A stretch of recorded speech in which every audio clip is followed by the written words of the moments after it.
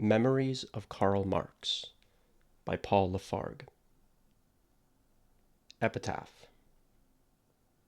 He was a man, take him for all in all. I shall not look upon his like again. Shakespeare. Hamlet.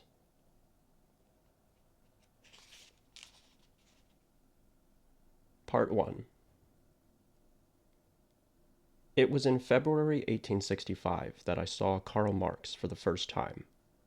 The International Working Men's Association had been founded on September 28, 1864, at the meeting in St. Martin's Hall, and I was coming to inform him of the progress of our budding organization in Paris. Monsieur Tolaine, who is now a senator of the bourgeois republic and one of its representatives at the conference in Berlin, had given me a letter of introduction. I was then 24 years old. As long as I live, I will never forget the impression this first meeting made on me. Marx was unwell and hard at work on the first volume of Capital, which would not appear until 2 years later, in 1867. He feared he would not be able to bring his book to a satisfactory conclusion, and always greeted young people with open arms because, as he said, it is important for me to train those who will carry on communist propaganda after me. Karl Marx was one of those rare personalities who are capable of occupying a prominent position both in the sciences and in public life.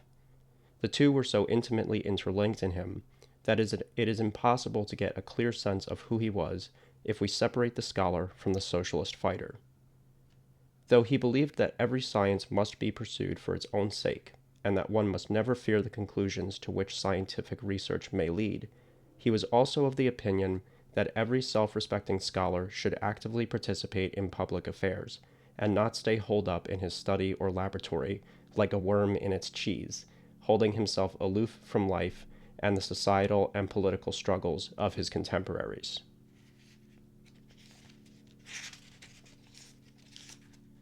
Science should not be an egotistical pleasure, Marx used to say. Those who have the opportunity to be able to dedicate themselves to scientific study must be the first to place their knowledge at the service of humanity.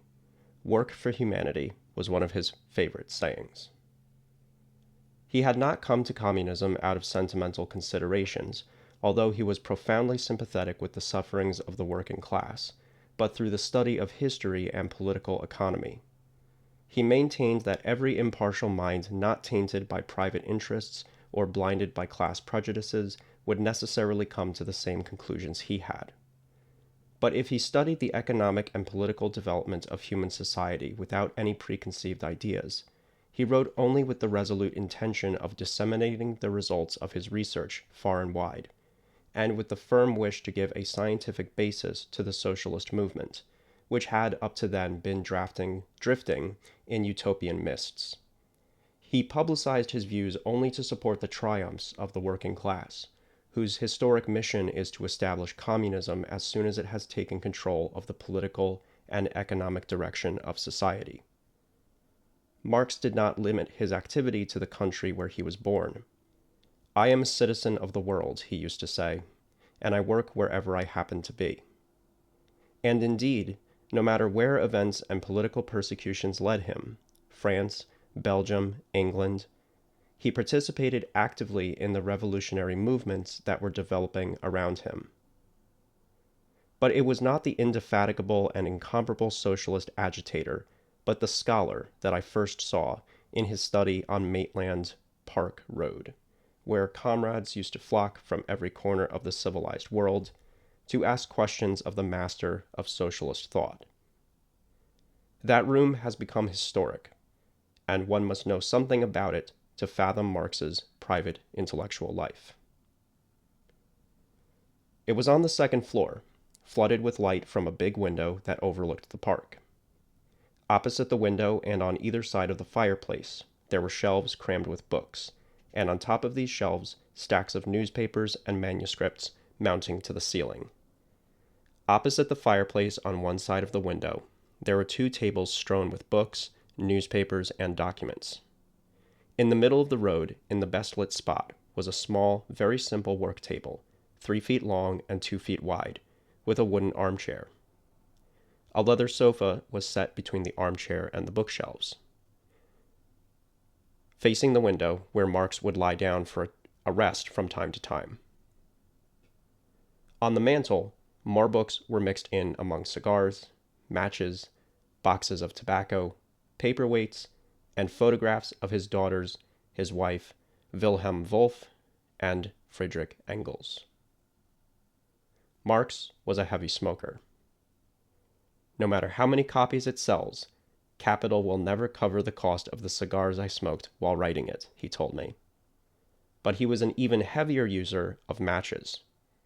He was always forgetting his pipe or cigar and had to relight them so often that he burned through matchboxes with incredible speed.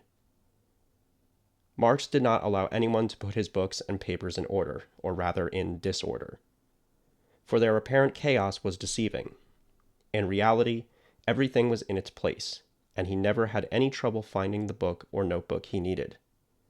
Even in the course of a conversation, he would often interrupt what he was saying to pull down a book and show you the passage or the figure he had just quoted. He was at one with his study, and the books and papers there obeyed him like the limbs of his body. He spurned any formal symmetry in the arrangement of his books. Quartos, octavos, and pamphlets were crowded together. He shelved them not according to their dimensions, but according to their contents. They were his work tools, not luxury items. "They are my slaves," he said, "and they must serve me as I see fit." He mauled them with no regard for their size, their binding, the beauty of their paper or print. He dog-eared pages, covered the margins with pencil marks, underlined passages. He didn't make notes in them, but he did scribble exclamation points or question marks in places where the author had gone too far. His habit of underlining made it easy for him to find the passages he was seeking. He read and every few years reread his notebooks and the passages he had underlined in books to preserve them in his memory, which was extraordinarily clear and precise.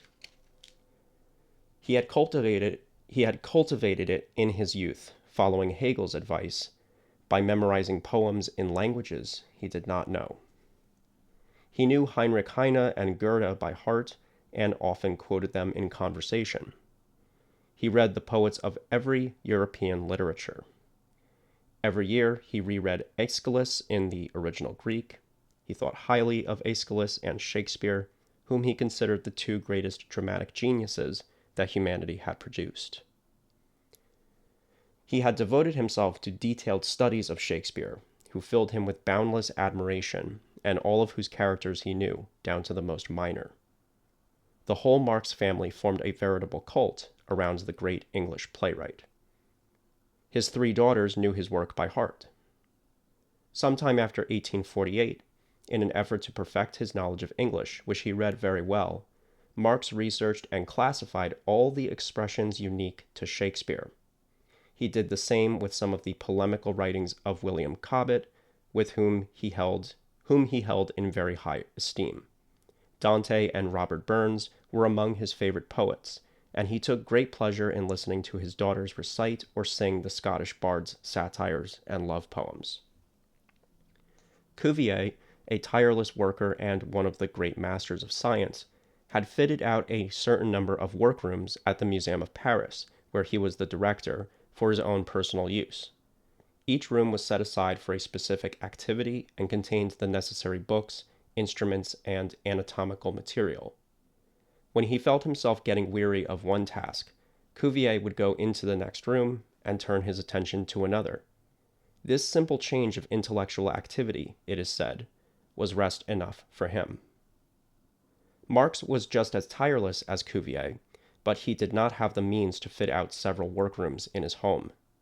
He used to rest by pacing his room, and his passage from door to window was marked on the threadbare rug by a stripe as well defined as a path across a meadow. Now and then he would lie down on the sofa and read a novel. He read 2 or 3 at a time, switching from one to another. Like Darwin, he was a great reader of novels. He especially loved those of the 18th century, and above all, Fielding's Tom Jones. The modern authors he read the most were Paul de Kock, Charles Lever, Alexander Dumas, and Walter Scott, whose Old Mortality he considered a superlative work. He had a special liking for adventure stories and amusing tales. He ranked Cervantes and Balzac above all other novelists. In Don Quixote, he saw the waning age of chivalry, whose virtues were going to become, in the emergent bourgeois world, an object of ridicule and mockery.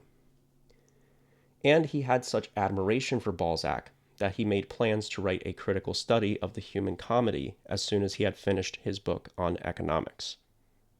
Balzac, the historian of the society of his day, was also the creator of types, which in the age of Louis Philippe only existed in embryonic form and would not be completely developed until the time of Napoleon III, after the novelist's death.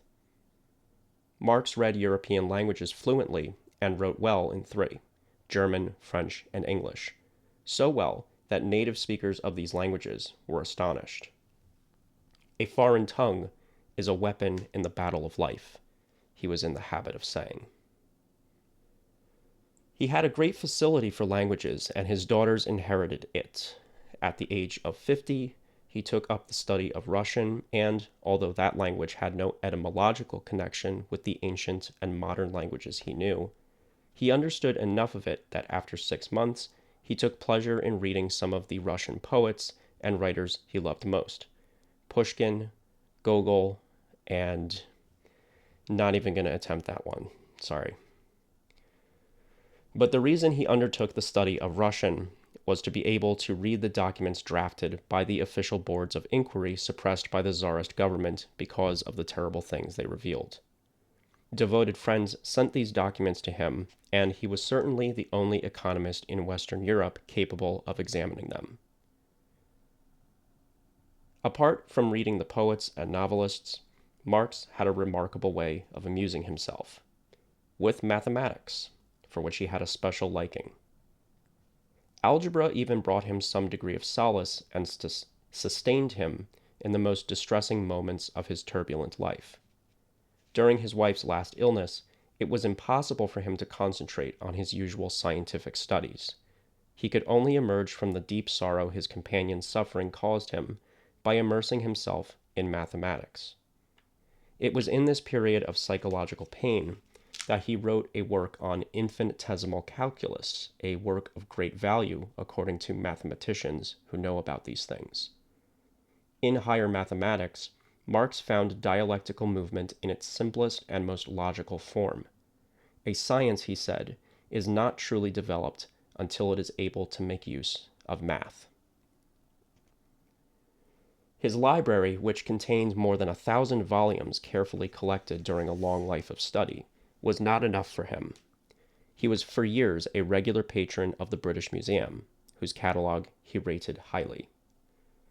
Even his opponents have been obliged to recognize the breadth and depth of his knowledge, which embraced not only his own domain of political economy, but also history, philosophy, and international literature.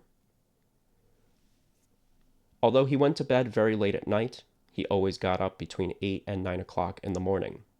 He gulped his black coffee, browsed through the papers, and went to his workroom, where he worked until 2 or 3 o'clock at night. He broke off only to eat meals and, in the evenings, weather permitting, to go for a walk along Hampstead Heath. During the day, he slept an hour or two on his couch. When he was a young man, he had often worked through the night. For him, work had become a passion so all-consuming it made him forget his meals. He often had to be called several times before he came down to the dining room, and he had hardly swallowed the last mouthful before he was on his way back upstairs to his office. He ate little and attempted to overcome his lack of appetite by eating extremely flavorful dishes, such as smoked fish and ham, caviar, and cornichons. His stomach paid dearly for his formidable cerebral activity. He sacrificed the body to the mind. Thinking was his greatest joy.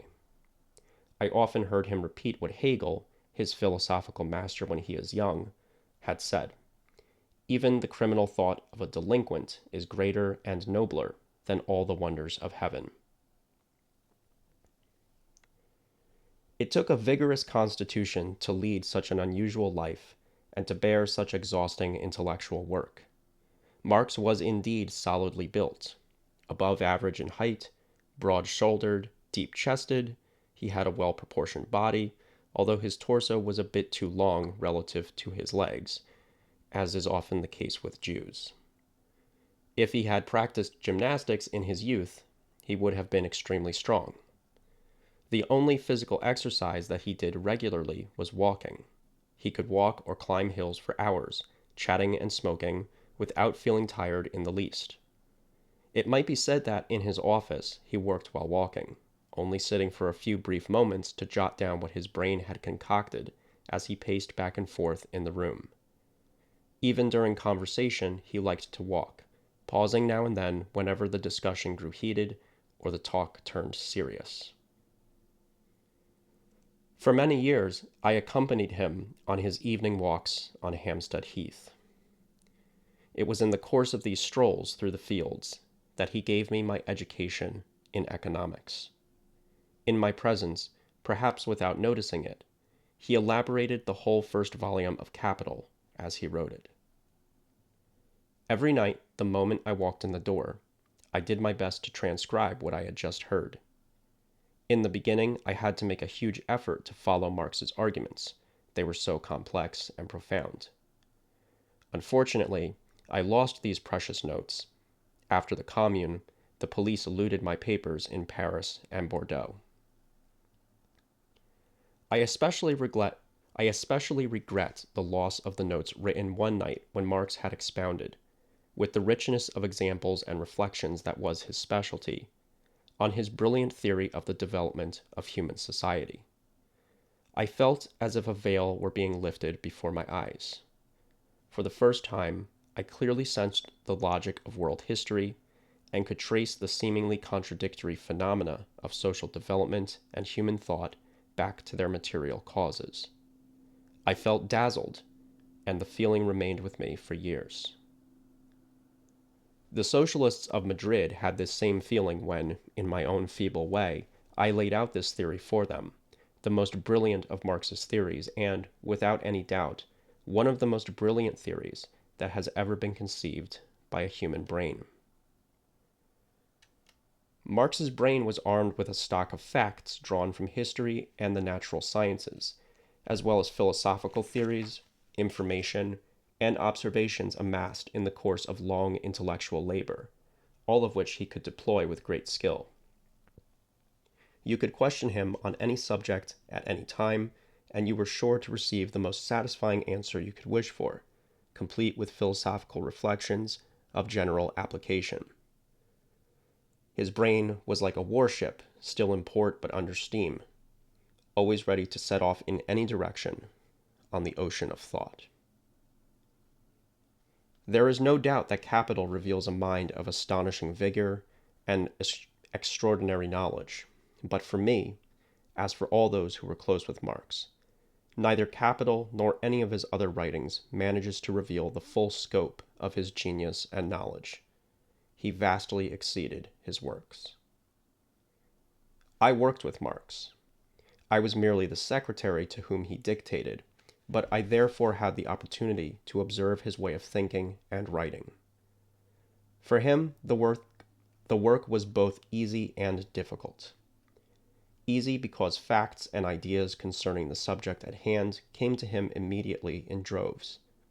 Difficult precisely because of these droves, which complicated and protracted the total exploration of his ideas. Vico wrote, "A thing is a substance only for God, whose knowledge is infinite. For man, whose knowledge is limited to externals, it can be no more than a surface." Marx grasped things after the fashion of Vico's God. He saw not only the surface but what lay beneath it, studying all the elements in their reciprocal actions and reactions, isolating each of these elements, and tracing the history of its development. Then he went on from the thing to its surroundings and observed the effect of one upon the other, and vice versa. He traced the origin of the thing, the changes, evolutions, and revolutions it had undergone, and finally proceeded to its remotest effects. He did not see a thing singly, as a phenomenon in and of itself unconnected with its surroundings. He saw a complex world in perpetual motion. And he wanted to disclose the whole of that world in its varied and constantly changing actions and reactions. Writers of the Flaubert and Goncourt school complain of the difficulty of rendering exactly what they see, and yet what they seek to describe is only the surface, the impression they have of things. Their literary work is child's play compared with Marx's work. It required extraordinary intellectual powers for him to discern what was real, and a no less extraordinary art to render what he saw and wanted to make others understand. Yet Marx was never satisfied with his writing. He was always making changes to it, and always found that the expression was inferior to the conception. Marx had the two qualities of a genius. He was second to none at breaking down an object into its constituent parts, and a master at reconstituting this object in its every detail and various stages of development, revealing how it all fit together. His demonstrations did not depend on abstractions, as some harebrained economists have said. He did not use the method of the geometer, who takes his definitions from the world around him, but makes a complete abstraction of reality when drawing his conclusions. In Capital, you will find not a single definition or formula, but a series of analyses of the greatest delicacy, conveying even the subtlest nuances and gradations. Marx begins by stating the obvious fact that wealth in a society dominated by the capitalist means of production appears as an immense accumulation of commodities. The commodity, understood as a concrete object, not a mathematical abstraction, is therefore the unit or cell of capitalist wealth. Marx then takes the commodity, turns it inside out and upside down, holds its inner workings up to the light of day, and uncovers all its secrets, whose existence the official economists never suspected in the least, though these secrets were more numerous and profound than the mysteries of the Catholic religion. Having examined the commodity from every angle, he reveals its connections with other commodities by means of exchange, and then goes back to its production and the historical conditions of this production. He considers the different forms the commodity assumes and shows how it passes from one form to the next, how one form necessarily produces another. The logical development of phenomena is presented with such perfect art that one might believe that Marx were imagining it, and yet it is drawn from reality. It is the expression of the actual dialectic of the commodity. Marx's work was always conscientious in the extreme. He referred to the best authorities for each fact and figure he gave. He did not settle for second-hand information, but always went to the source, no matter how much effort it cost him. He would run to the British Museum library just to verify a secondary fact. His critics have never been able to find the smallest inaccuracy in his work, or to prove that his demonstrations relied on facts that did not stand up to the most serious scrutiny. This habit of returning to sources led him to read lesser-known authors, whom he is the only one to cite.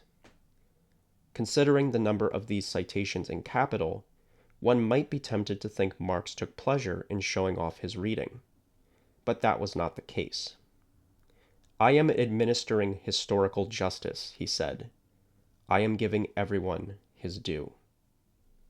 He considered himself under an obligation to name the writer who had been the first to express an idea, or who had expressed it most exactly, even if that writer was of little importance and scarcely known.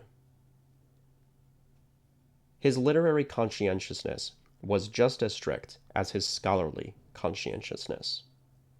He never based his findings on a fact he was not completely sure of, and he never allowed himself to deal with any subject he had not examined down to the roots. He never published anything until he had rewritten it several times and hit upon the most appropriate form. He shuddered to think of letting a study appear before it was ready. It would have been a martyrdom to show his manuscripts before he had given them the finishing touch. He felt so strongly about this that he would have preferred, he once told me, to burn his manuscripts rather than leave them unfinished. His method of working forced him to do things that may be difficult for the reader to imagine.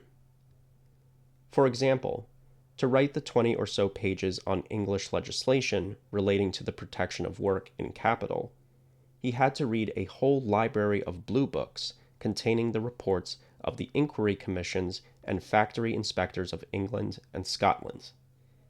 He read them from cover to cover, as the many pencil marks he made in their margins show.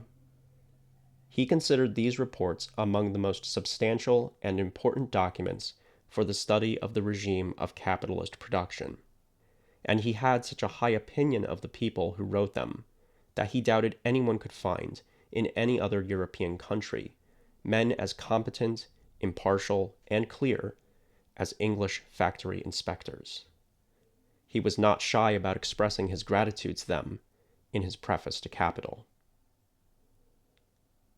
Marx drew a good deal of information from these blue books. Many members of Parliament, to whom these books are distributed, use them as shooting targets, measuring the percussive force of their guns by the number of pages the bullet clears. Others sell them by the pound, and it's good they did, since this was what allowed Marx to buy them cheap at a junk shop on Long Acre, where he sometimes went to sift through the old books and papers.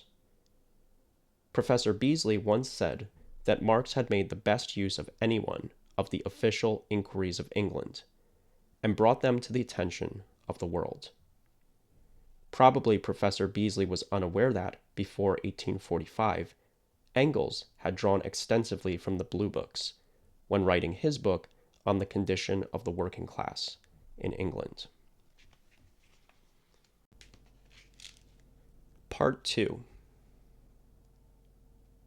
To get to know and love the heart that beat beneath Marx's scholarly carapace, you had to see him after he had closed his books and notebooks and was surrounded by his family, or on Sunday evenings with his friends. He was then the most pleasant, wittiest, and most cheerful of companions. He laughed heartily, and in his black eyes, shadowed by thick brows, there was a glimmer of joy and mocking irony whenever he heard a clever remark or some strongly worded repartee. He was a tender, gentle, and indulgent father. Children should educate their parents, he used to say. He never brought the weight of paternal authority down upon his daughters, who loved him madly. He never gave them orders, but asked them to do what he wanted them to do as a favor, or persuaded them not to do what he didn't want them to do. And yet he was obeyed as few fathers are. His daughters saw him as a friend and treated him as a companion. They did not call him father, but more, a nickname he'd been given because of his dark complexion and his ebony black beard and hair.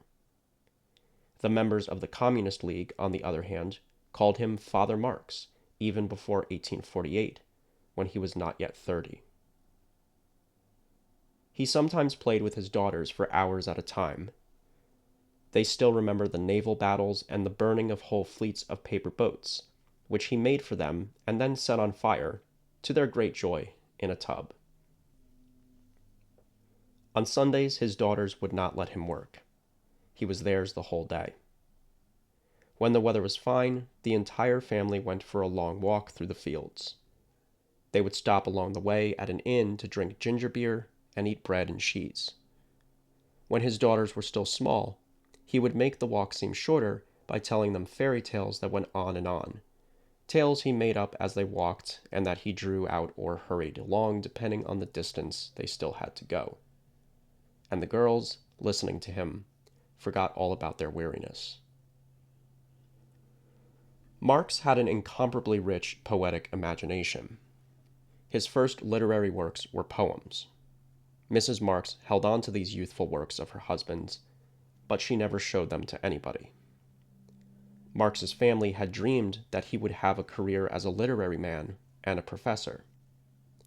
They thought he was debasing himself with socialist agitation and political economy, a science that was not much valued at the time in Germany. Marx had promised his daughters he would write a play about the Gracchi for them. Sadly, he was unable to keep his word. It would have been interesting to see how the man who was called the Knight of the Class Struggle would have dealt with this magnificent and tragic episode in the class struggle of the ancient world. Marx nurtured a host of plans that he was not able to carry out. He was thinking of writing, among other things, a book on logic and a history of philosophy, the latter having been his favorite subject in his youth. He would have needed to live 100 years to carry out all his literary plans and present the world with a portion of the treasures sealed up in his brain. His wife was his companion in the truest and fullest sense of the word, all his life. They had known each other as children and grown up together.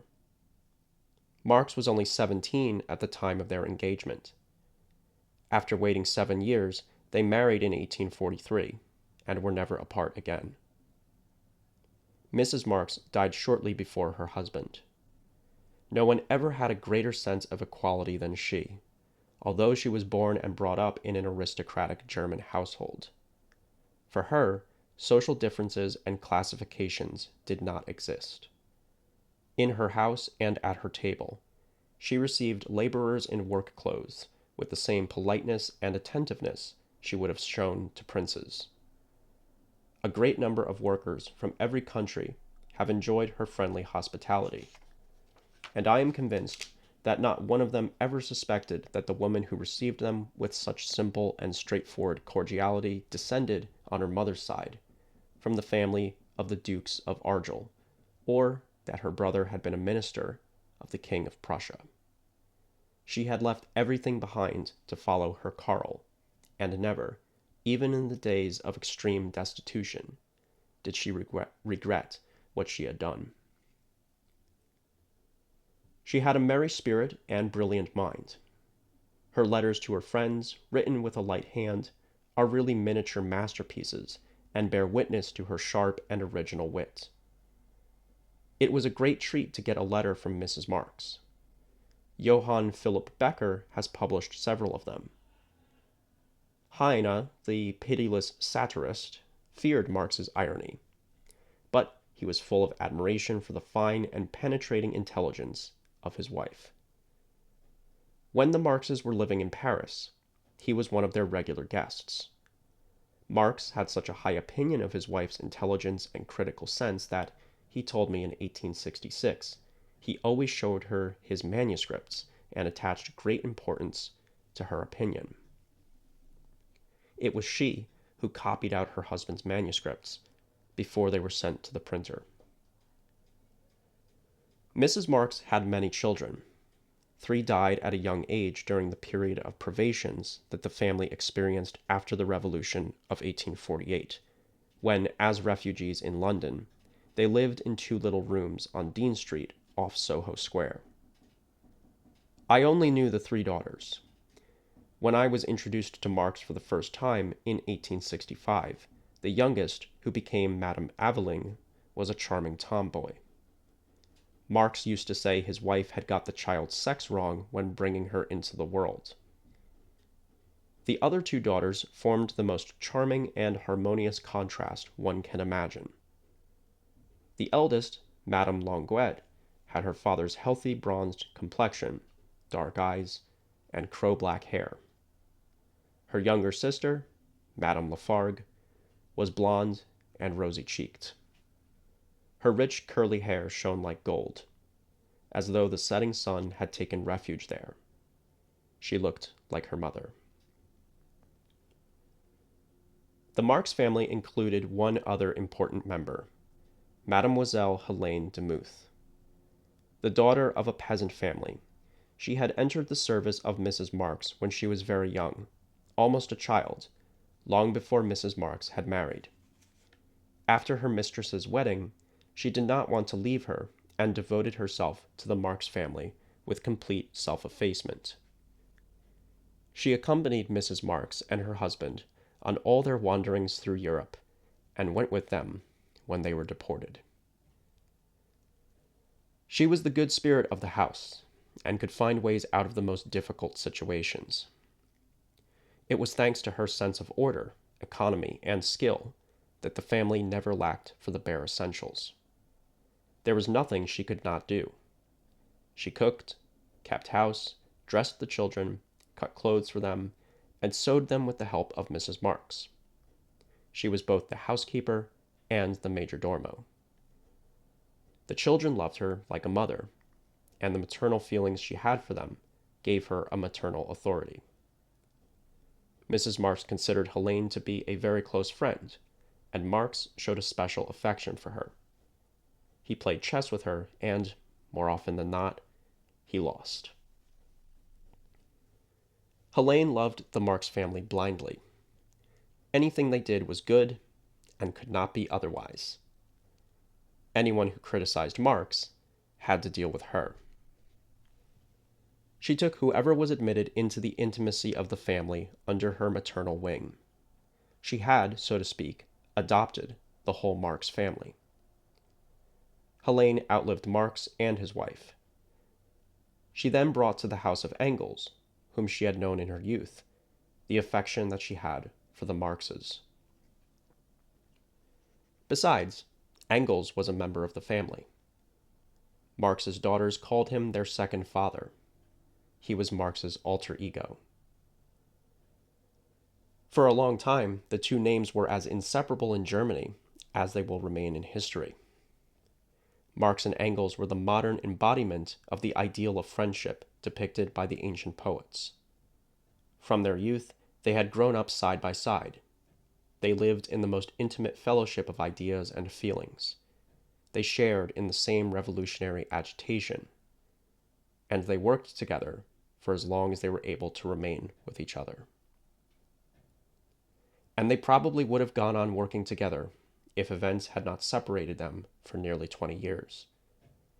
But after the defeat of the 1848 revolution, Engels had to leave for Manchester, while Marx was obliged to stay in London. Even so, they continued to have a shared intellectual life by writing to each other almost daily about their opinions of political and scientific events, and their works in progress. The moment Engels was able to break free, he made haste to leave Manchester for London, where he settled only 10 minutes away from his dear Marx. From 1870 until his friend's death, not a day went by when the two men didn't visit each other at one's house or the other's. There was great jubilation in the Marx household when Engels announced he was coming from Manchester. They discussed his visit for weeks in advance, and on the day of his arrival, Marx was so impatient he could not work. The two friends stayed up all night smoking and drinking, talking over everything that had happened since their last encounter. Marx respected Engels' opinion more than any other. He recognized him as a man capable of being his collaborator, an entire public embodied in one person. No effort would have been too great for Marx to persuade Engels and win him over to his ideas. Once, I saw him browsing through book after book, searching for the facts he needed to change Engels' opinion about a secondary point, which I cannot now remember, concerning the political and religious Cathar crusade. It was a triumph for Marx to bring Engels around to his way of thinking. He was proud of Engels. He took pleasure in enumerating to me his friend's moral and intellectual qualities, and once took me to Manchester expressly to introduce me to him. He was filled with admiration for the extraordinary variety of Engels' knowledge, and never stopped worrying that he would be the victim of an accident. "I am always afraid," he told me, "that something will happen to him during one of these fox hunts he's so wild about. The way he goes galloping over fields at breakneck speed and leaping over everything in sight."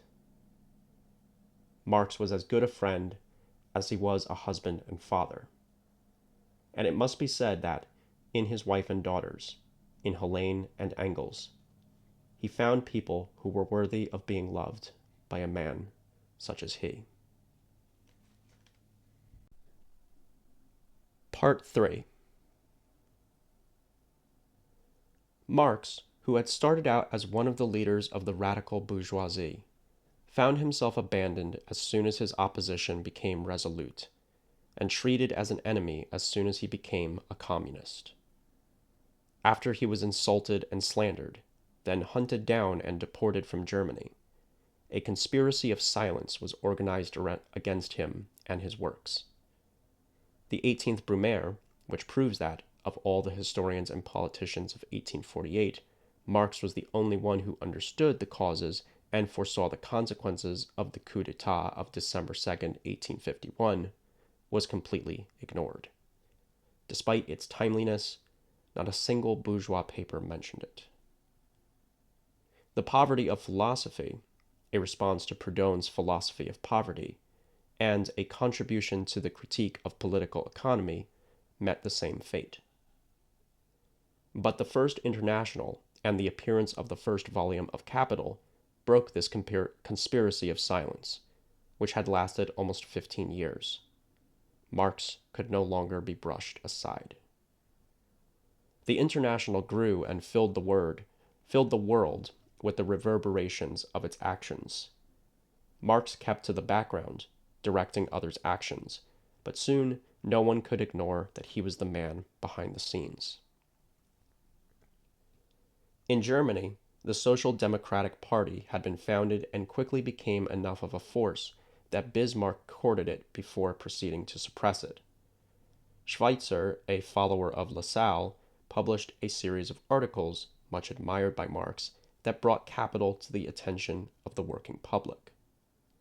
On a motion by Johann Philipp Becker, the Congress of the International adopted a resolution, calling the attention of the socialists of every country to that book they called the Bible of the Working Class. After the insurrection of March 18, 1871, in which people wished to see the hand of the International, and after the defeat of the Commune, which the General Council of the International defended against the campaign of calumnies launched by the bourgeois press of every country, the name of Marx became famous throughout the world. He was recognized as the irrefutable theoretician of scientific socialism, and the organizer of the first international workers' movement.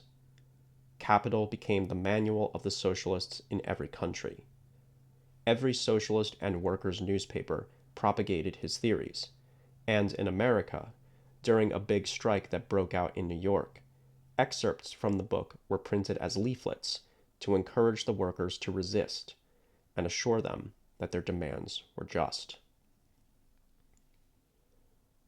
Capital was translated into the main European languages, Russian, French, and English, and excerpts were published in German, Italian, Spanish, and Dutch. And every time the opponents of Marx's theory in Europe or America tried to refute its theories, socialist economists came up with an answer that shut their mouths. Today, Capital has truly become the Bible of the working class, as the Congress of the International claimed. But the active part that Marx played in the international socialist movement took time away from his scholarly work. The death of his wife and of his eldest daughter, Madame Languette, must have made things even more difficult. Marx's attachment to his wife was deep, and it bound them very closely. Her beauty was his pride and joy. Her gentleness and devotion had eased his turbulent life as a revolutionary socialist unavoidably exposed to deprivations. The illness that carried Mrs. Marx away also shortened the life of her husband. During this long and painful illness, the vigils, the emotions, the lack of exercise and fresh air took their toll on Marx's body and mind. He contracted bronchitis, which was the end of him. On December 2nd, 1881, Mrs. Marx died as she had lived, as a communist and a materialist. Death did not make her fear. When she felt the end approaching, she cried, "Karl, my strength is gone." These were her last intelligible words. She was buried on December 5th in Highgate Cemetery, in the section for the damned, on consecrated ground. Her funeral services were not announced. This was in keeping with her and her husband's lifelong habits. Only a few close friends accompanied her to her final resting place. Before parting ways, Engels gave a speech at the graveside.